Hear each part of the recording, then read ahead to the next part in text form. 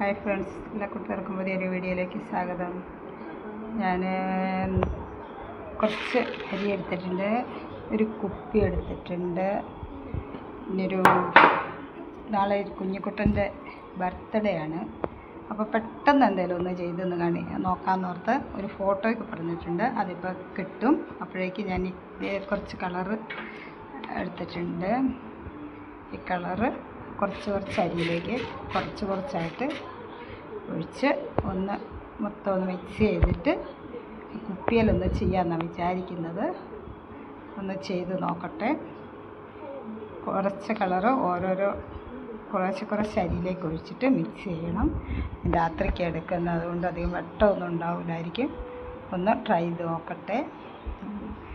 അപ്പം പിന്നെ ഞാൻ ഇച്ചിരി പശ എടുത്തിട്ടുണ്ട്. കുപ്പിയിൽ തേച്ച് ഒട്ടിക്കാൻ ഒരു ബ്രഷ് ഉണ്ട്.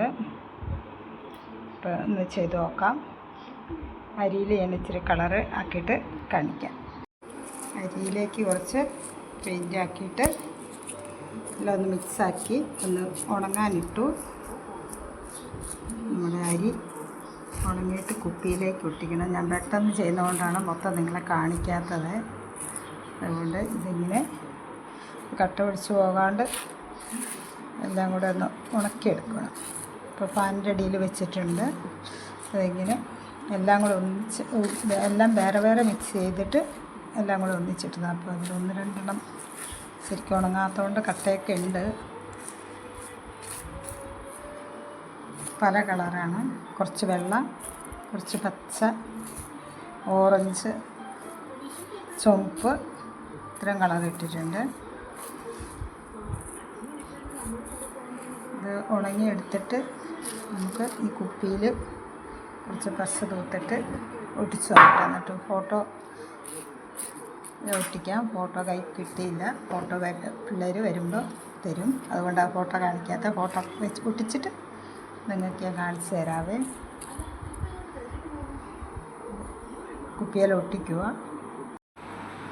ഇത് ഞാൻ കുപ്പിയിൽ കുറച്ചിങ്ങനെ ഒട്ടിച്ചെടുത്തു. ഞാൻ ഫോട്ടോ കിട്ടി, അതും കൂടെ വെച്ചു. എൻ്റെ കുഞ്ഞിക്കുട്ടൻ്റെ ബർത്ത്ഡേ ആണ്, അതുകൊണ്ട് ഇത് ഞാനിങ്ങനെ ഒട്ടിച്ചെടുത്തു. ഞാൻ വേറൊരു ഐഡിയ ആയിരുന്നു ഓർത്തത്. അപ്പം സമയമില്ലാത്തതുകൊണ്ട് ഞാൻ ഇതങ്ങ് പെട്ടെന്ന് ചെയ്ത് വെച്ചു. അതുകൊണ്ട് നാളെ ബർത്ത്ഡേക്ക് ഈ കുപ്പിയോട് വെച്ചിട്ട് ഒരു പൂ അതിൻ്റെ അകത്ത് വെക്കാമെന്നാണ് വിചാരിക്കുന്നത്. ഇങ്ങനെ നമ്മുടെ ഇതിൻ്റെ മുകളിലും കൂടെ ഇച്ചിരിയും കൂടെ തൂക്കണം. പശ ഇത് ഒട്ടിയിട്ട് വേണം. ഇച്ചിരി പശയും കൂടെ അതിൻ്റെ മുകളിലൊന്നും കൂടി തൂക്കണം. എന്നാലും കൃത്യമായിട്ട് ഒട്ടിപ്പിടിച്ചിരിക്കുകയുള്ളൂ. പശ ഫെവിക്കോളിൽ ശകലം വെള്ളം കൂട്ടിയിട്ട് അതിൻ്റെ പുറമേ ഒന്ന് അടിച്ചു കൊടുക്കണം. പിന്നെ എൻ്റെ അടുത്ത് ക്ലിയർ വാർണിഷ് ഇല്ല, അതുണ്ടെങ്കിൽ അതും കൂടി അടിച്ചാൽ നല്ല ഭംഗിയാകും. അതുകൊണ്ട് ഞാൻ ഈ കുപ്പി ഒരിച്ചിരി പശയും വെള്ളവും കൂടെ ഒഴിച്ചിട്ട് ഒന്നും കൂടി ഒന്ന് ഇത് അടിച്ചെടുക്കട്ടെ. എന്നിട്ട് കാണിക്കാം. പിടിച്ചുകൊണ്ട് അടിക്കൽ ബുദ്ധിമുട്ടായതുകൊണ്ട് മുഴുവൻ അടിച്ച് ക്ലിയറാക്കി എടുത്തു.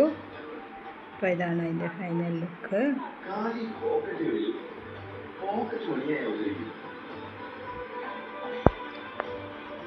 ഇത്രയേ ഉള്ളൂ, ഒരു കുഞ്ഞു വീഡിയോ.